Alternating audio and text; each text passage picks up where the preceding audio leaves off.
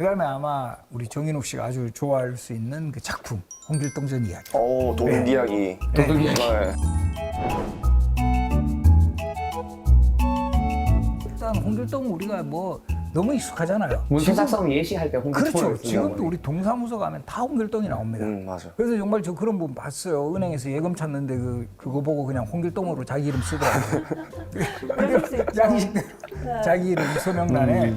그래서 이 홍길동이라는 인물은 우리 한국인에게는 가장 친숙한 이름이 아닐까. 그리고 정말 제가 한 20여 년 전에 우리 학생들 제가 이제 대학에서 가르칠 때 저 출석부 물으면서 정말 놀란 적이 있어요. 진짜 홍길동이 있더라고. 진짜요? 네. 웬만하면 홍길동 실명 잘 없는데 저 동사무소에서 본 이름이 어떻게 실명 맞냐니까 실명 맞다고. 정말요? 신기하다. 또 흥미로운 것은 홍길동이 실존 인물이에요. 실전 인물이라고요? 네.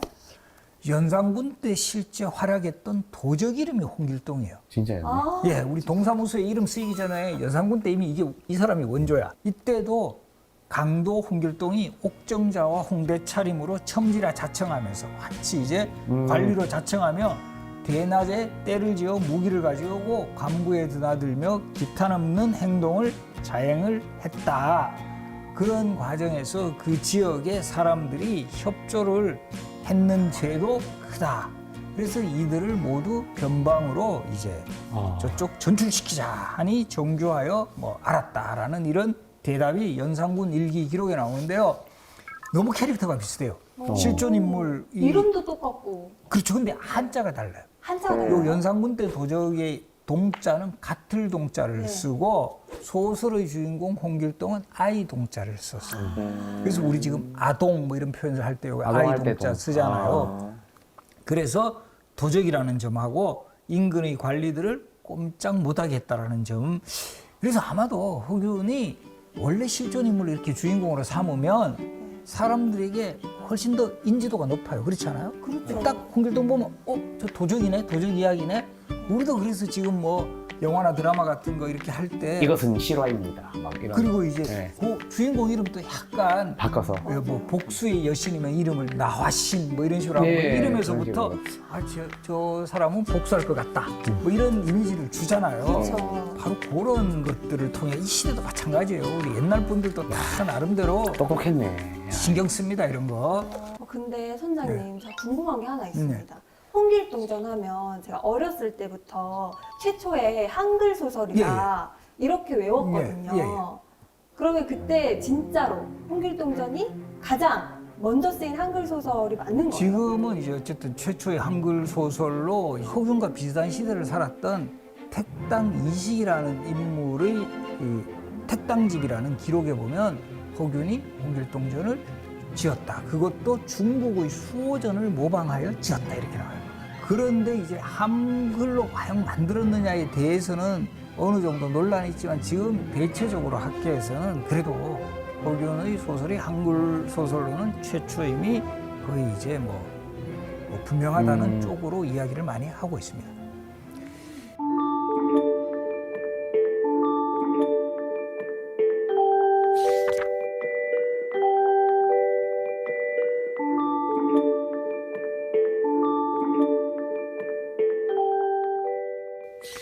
우리 조선 시대에는 기본적으로 양반은 첩을 들일 수 있어요.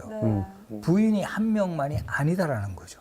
본 부인한테서 난 아들은 적자라 적자. 그러고 이제 첩의 소생은 서자. 서자 또는 얼자 합해서 설이 돼요. 이거 합성어입니다. 얼자는 어떤 건가요? 그렇죠. 이 구분이 있어야 되겠죠. 네. 서자하고 얼자 뭐가 다르지? 네. 서자는 양반과 여성의 신분이 양인 이상인 여성의 사이에서 태어나면 서자. 네. 그리고 이제 양반과 천민, 우리 흔히 뭐 노비라고도 하는데 천민과의 사이에서 태어나면 얼자가 돼요. 얼자가 조금 더 낮은. 더 낮을 수 있죠. 자, 그러면 홍길동은 서자일까요? 얼자일까요?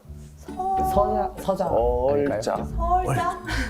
우리 정인욱 씨 오늘 컨디션 아, 좋네요. 이야. 역시 5대5. 어우, 잘 찍었네. 잘 찍었죠. 그러니까 얼자가 돼요. 얼자였구나. 이거 홍길동전 정말 첫 부분에 잘 읽어보면 어떤 내용이 나오냐 하면 길동은 홍판서댁의 시비 춘섬의 아들이다 이런 대목이에요. 시비는 그 홍판서댁 집에서 일하는 비, 네. 우리 노비할 노비. 비예요. 아. 그 춘섬의 아들이니까 얼자가 얼자네요. 그래서 이제 서자보다도 얼자가 더 좀 낮은. 그래서 우리 예전에 국어 시험에 이거 항상 잘 나오는데 홍길동전에서 그 신분적 한계와 모순이 드러난 구절을 뭐 찾아라 뭐 나오거든요. 아버지를 그렇죠. 아버지라 부르지 못하고 아, 형을 형이라 부르지 그렇죠. 못하고 아 좋습니다. 호부 호형. 호부 허용을 하지 못하니. 이거 슬프다. 맨날 국어 선생님이 밑줄 쳐 빨갛게 치고 막 빨간 펜 막 하는 했었어요. 거 네. 기억나시죠? 네. 그 대목이 가장 길동이 처한 그런 어떤 신분적 한계를 보여준다. 선생님 근데 갑자기 궁금한 건데 아버지를 아버지라 부르지 못하잖아요. 네. 그럼 뭐라 불러야 돼요? 대감. 뭐 대감이라든가 뭐 판서. 아빠인데. 네. 그러니까 그 이름을 마음대로 부르지 못하는. 그래서 많은 분들이 착각하는 게 이 홍길동전의 저자가 허균이라고 그랬죠. 네. 그 허균이 자기가 서울이어서 그런가? 이렇게 생각하시는데 허균은 사실은 명문가의 그 자식이에요. 진짜 엄청나겠네. 허균의 아버지가 허엽이라는 인물이고 이분 또 판서직까지 오늘날로 치면 장관직까지 역임을 했고 그 형제들도 정말 뭐 대단한 그 직책을 했고 또 그 누이가 되게 유명해요. 누이 이름. 허난사람. 그렇죠. 허난 아. 누이예요. 상당히 그 여류 시인으로 이제 대표되는 네. 아주 집안이 정말 뭐 빵빵한 집. 빵빵한데 그래서 그 유명한 그 허균 집안에서 내려오는 유명한 두부가 있어요. 강릉에 가면 두부. 강릉 가면 두부 먹어야 되는데. 네. 뭐지? 우리 정인욱 씨 뭐 음식점도 하시는데 이게 두부 중에 유명한 무슨 두부? 강릉에 풀무원. 풀무원. 풀무원 맛있지. 풀무원 맛있긴 한데. 네. 초당 두부. 와 들어본 거였어. 초당 맞아요. 소스 초당두부. 이제 초당두부 먹을 때 우리 좀 아는 척 해야겠네. 아, 아는 척 해야겠네. 이게 무슨 두부인지 알아? 나 처음에 브랜드인 줄 알았어요. 아, 몰랐네. 허균이라는 인물이 바로 이렇게 명문가 자손인데 그럼 왜 이 서울을 주인공으로 했을까? 그러게요. 거기에 또 사연이 있어요. 허균의 스승이 이달이라는 사람인데 이 사람이 서울 출신이에요. 근데 이 사람한테 배우면서 허균이 우리 스승이 저렇게 능력이 있고 정말 뛰어난 실력자인데 서울이라는 이유로 뭔가 이렇게 제대로 관직에 등용되지도 못하고 이런 거 너무 안타깝다. 이렇게 생각을 하면서 바로 이 서울에 대한 관심을 가지게 되었고 그렇네. 또 결정적인 사건이 일어나요. 사건이요. 예. 1613년에 지금의 그 문경세제 근처에서 은을 싣고 가던 상인들이 이제 강도들에 의해서 이게 탈취되는 그런 사건이 일어났어요. 결과적으로 뭘 하려고 했냐? 그 당시 광해군 때 네. 광해군의 이복 동생이 영창대군이에요. 네. 어, 이 영창대군. 영창대군을 왕으로 추대하려 했다. 엄청난 용모 사건이 된 그렇죠. 거예요. 근데 이 용모 사건을 주도했던 사람들이 7명의 서을이었다. 칠서의 옥사라는 뜻으로 칠서지옥이라고도 불렀어요. 이야. 칠서의 옥사. 그런 이 사건에 바로 이 허균이 좀 배후에 있었다. 7명의 서울들하고 상당히 친분을 가지고 바로 이런 그 허균의 의지는 뭔가 잘못된 세상을 한번 바꿔보겠다. 그리고 그 당시 어쨌든 요 광해군 때 여러 가지 그 뭐 문제점 같은 거 이런 걸 보였어요. 광해군 정권이. 그러면서 이제 허균이 이들을 주인공으로 하는 뭔가 소설을 만들고 싶어 했을 거다. 그렇게 해서 홍길동전 탄생이 이제 이루어졌고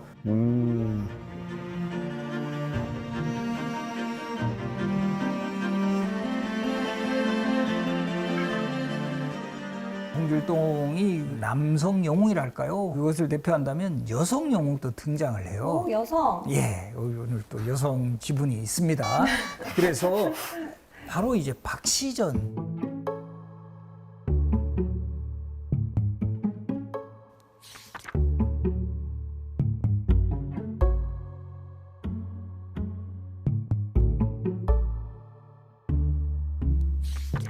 이 소설이 나온 배경에는 또 우리 전쟁의 역사가 담겨 있어요. 1636년 12월에 병자호란이 일어납니다. 병자호란. 당시 왕인 인조가 남한산성으로 피난을 해서 정확하게 47일을 버티다가 결과적으로 항복을 하죠. 청나라 황제에게 3번 절하고 9번 머리를 조아리는 굴욕적인. 치욕적인 항복시 네. 삼배구고두래라고도 이야기를 하는데 네. 그때 이런 정말 엄청난 그 패전, 그 왕이 그 당시 오랑캐라고 했던 청나라 황제에게 항복을 하고 많은 조선인들이 포로로 끌려가고 정말 많은 여성들도 청나라에 끌려갔다가 겨우 어떻게 해서 살아 돌아오면 이들을 뭐라고 불렀을까요? 이것도 우리 지금 많이 이게 흔히 쓰고 있는 말인데 환향녀. 별로 안 고향으로 돌아온 여인이란 뜻인데 네. 환향녀라는 말이 이게 이제 사회적 비속어로 해요. 환향녀, 환향녀. 예, 안 나쁜 좋은 말이잖아요. 말로. 네. 그렇게 되는 그런 어떤 비극까지. 그러니까 어쩔 수 없이 끌려갔다가 겨우 살아 돌아왔는데 저 오랑캐 놈한테 그냥 쉽게 뭐 몸이나 주는 여자 이런 논리로 사회도 그 진짜 지키지 서러웠겠어요. 못했어요. 네. 이런 정말 비극적인 상황 속에서 박시전이라는 소설을 통해서 여성 영웅이 등장을 합니다. 이 박씨 부인이라는 인물인데 그래서 박씨 부인 또 처음에는 뭐 어떤 이 저주 같은 것에 걸려가지고 상당히 좀 뭐 외모도 뭐 되게 추하고 이러다가 이게 이제 풀려나면서 미인으로 변신하고 거기에다가 능력까지 더해서 저주가 풀리면서 예 도술적인 능력. 아, 무술 이런 것까지 이제 겸비를 하면서 이 소설 속에서는 그 당시에 청나라 선봉장으로 나왔던 사람이 용골대, 마부대 이들을 물리쳐요. 여성임에도. 예. 그런 어떤 모습에서 바로 이제 사람들이 쾌감을 느끼고 근데 이게 왜 그럼 주인공이 여성일까? 남성이 아니라 아마도 이거는 오랑캐는 항상 낮춰본 거예요. 네. 조선시대 오랑캐 물리치는 데는 여성이 뭐 충분하다 이런 의식까지 겸해지면서 박시전이라는 또 소설이 탄생했고 현실에서는 패배했지만 소설이라는 공간을 통해서나마 승리한 전쟁이 되는 이런 사람들의 바램을 담은 그런 소설이 사이다 유행을- 같은 내용으로. 그렇죠. 네. 유행을 하기 시작했다.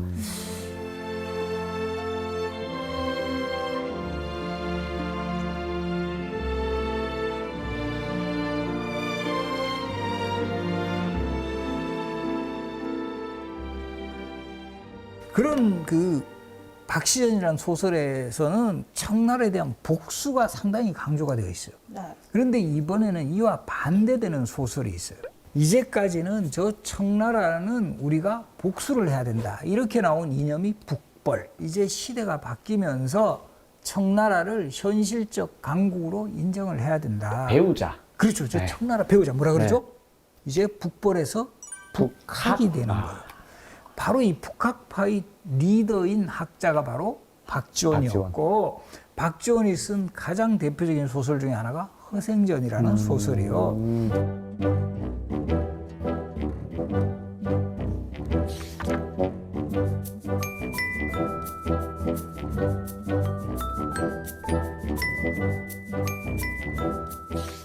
바로 이 허생이라는 선비, 이 양반 출신인데 계속 과거 시험만 치면 떨어져. 낙방을 해. 그러다 보니까 이제 부인이 열받아가지고 이 뭐 맨날 시험 떨어질 것 같은데 뭐 맨날 그 글 공부한다고 뭐 아무것도 안 하고 돈도 못 벌어오고 막 구박을 합니다. 그래서 이제 열받아가지고 나도 돈 벌 수 있다. 이렇게 해서 귀엽다. 집을 나가서 상업 활동을 해요. 장사를 하게 됩니다. 과거 준비를 하다가 그렇죠. 부인의 구박에 이제, 이제 돈 더는 벌어를 안 되겠다. 하니까 이게 허생원이에요. 생원.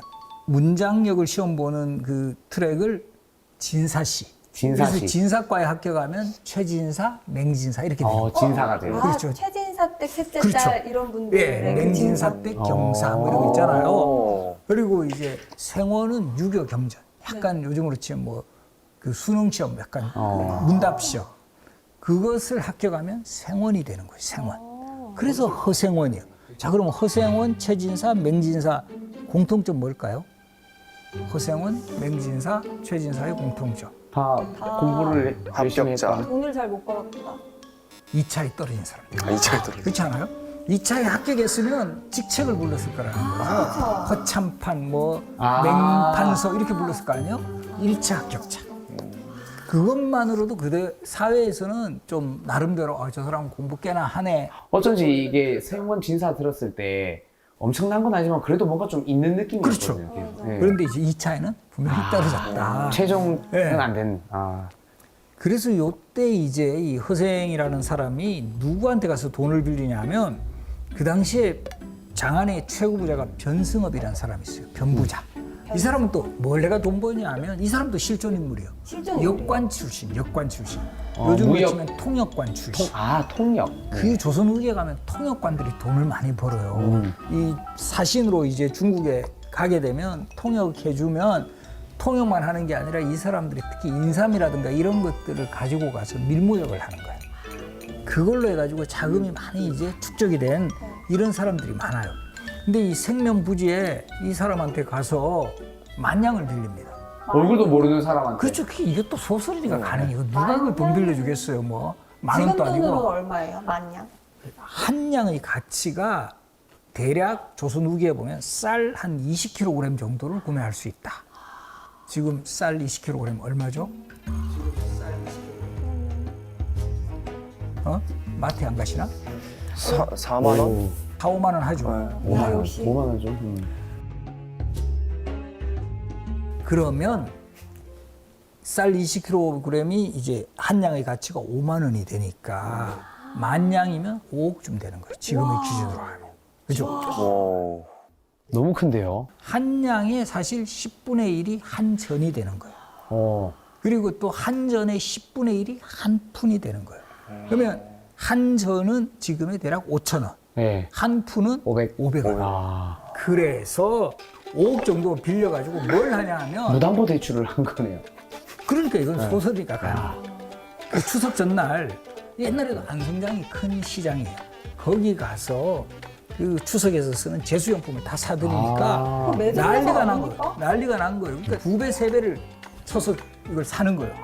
그러니까 바로 이제 돈을 벌어가지고 빚을 갚는 요게 스토리의 핵심이에요.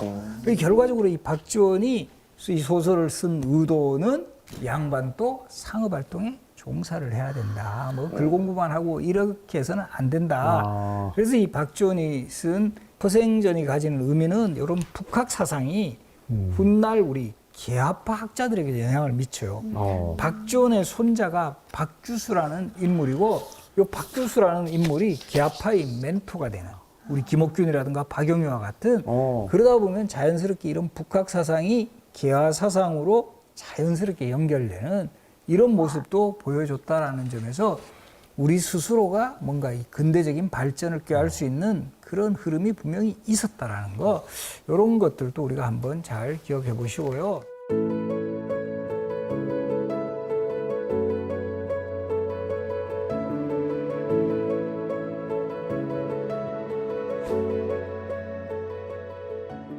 이제 그 춘향전 이야기로 한번 또 들어가 보겠는데요. 뭐 우리 고전 중에 또 고전이죠.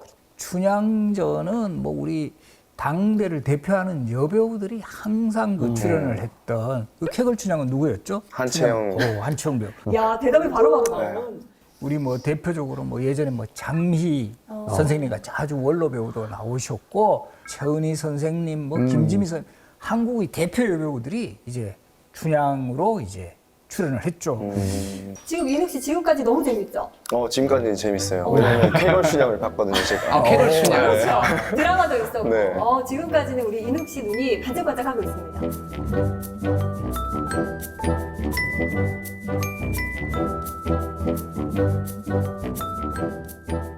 극적인 러브 스토리를 할까요? 많은 사람들에게 감동을 주고 있는데 사실은 여기에는 허구적인 상황이 많이 발생을 해요. 일단 춘향전의 주인공 이몽룡은 과거에 장원급제하죠. 네. 네. 엄친아.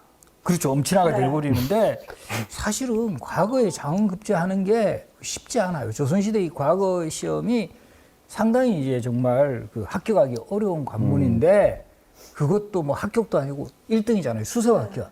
사실 이몽룡 보면 그렇게 공부 열심히 한 것 같지는 않잖아요. 거의 연애나만 사법. 그러고 편지나 쓰고 춘향이 그네 뛰는 거 구경하고 뭐 편지 뭐 교환해가 방자시켜가지고 네. 교환하고 결코 이거는 뭐 장원은커녕 합격하기도 힘들다. 거의 근데 사법고시 같은 그런 거 아니에요? 사법고시보다 어떻게 보면 더 어려운 겁니다. 여기 조선전기 같은 경우는 식년시에 3년에 33명 뽑으니까 1년에 11명만 뽑히는 그 어려운 시험에 극소수를. 예, 이몽룡 같이 그렇게 뭐 대강 공부해갖고는 절대 안 된다. 그 다음에 이제 암행어사로 어디로 나가죠? 남원. 그렇죠. 남원에 가죠. 남원. 춘향의 고향으로 와요. 바로 변사또의 수청을 거부했다는 이유로 그 감옥에 갇혀 고통받고 있을 때 그 구하려면 남원으로 이제 가야 되는데 사실 이몽룡도 남원부사의 아들이었어요. 그러니까 연고지에 가면 안 돼. 이거 청렴하지 않은 것 같아요. 네. 그렇죠. 그 암행을 업무를 수행을 하고 있는데 자기 동네 다 아는 동네 가면 이게 그렇죠. 제대로 그렇죠. 뭘 할 수가 없는 거죠. 이런 것도 호구다. 그리고 이제 부임지를 뽑을 때는 우리 선조들도 예나 지금이나 우리 지금도 로또 하잖아요. 네. 뽑기 좋아요. 추첨하는 거 좋아요. 추첨으로. 그래서 이때도 그 부임지를 추첨을 합니다. 그래서 그 당시에 조선후기 요 소설의 배경이 되는 시대에 보면 전국에 한 400개 정도 군현이 있어요.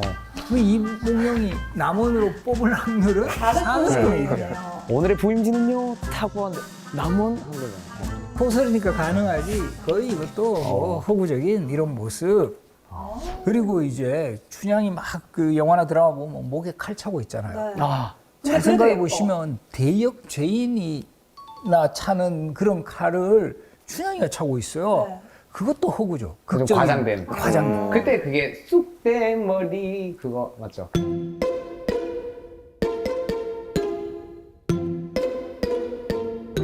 이 지방의 치안을 책임져야 할 수령이 이렇게 법을 집행하는 사례는 거의 없어요. 근데 이제 소설이니까 또 변사또의 악행을 부각시키기 위해 가지고 아마 춘향이를 감옥에 가둘 수는 있어요. 근데 저렇게 목에 칼 쓰게 칼까지. 하는 거는 대역 죄인에게만 하는 거거든요. 근데 이제 변사또가 생각하기에는 내 수청을 안 든 건 대역 죄인과도 같다.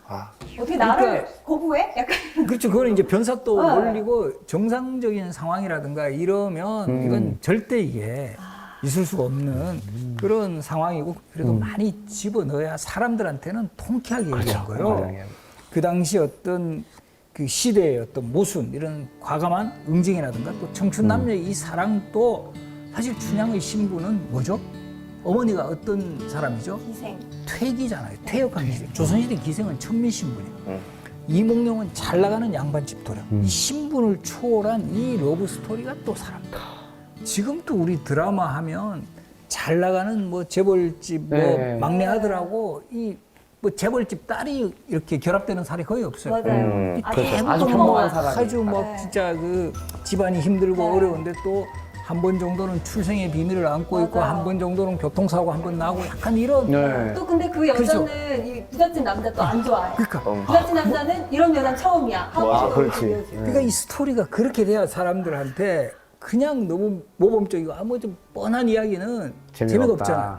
네. 이런 극적인 요소, 그 시대로 치면 요소들을 적절하게 반영했고 이 뭔가 신분을 초월한 남녀 간의 사랑 거기다가 이 사랑하는 여인을 위해서 정말 과거에 정말 분투해서 장원급제하는 그런 모습 그리고 정말 초라한 행색으로 암행어사로 가서 통쾌하게 그 변사또를 응징하는 이런 모습들이 그 시대에도 되게 공감대를 형성했고 이게 지금까지도 우리 정서에는 그런 흐름이 있는 거예요. 그래서 영원한 고전으로 남았고 요 정말 춘향전의 무대, 춘향전과 관련된 보물을 찾으려면 남원에 가시라. 남원. 지금 남원에 가면 요 광활루원이라고 해서 요 지역 전체를 춘향전과 관련된 여러 가지 뭐 시설들 이런 것도 만들어줬고 그리고 지도 보시면 이게 1872년에 나온 지도인데 딴 것보다 이 오작교 너무 크게 그려져 있지 않나요? 그러네요. 이게 약간 춘향과 이도령이 만났던 곳이요.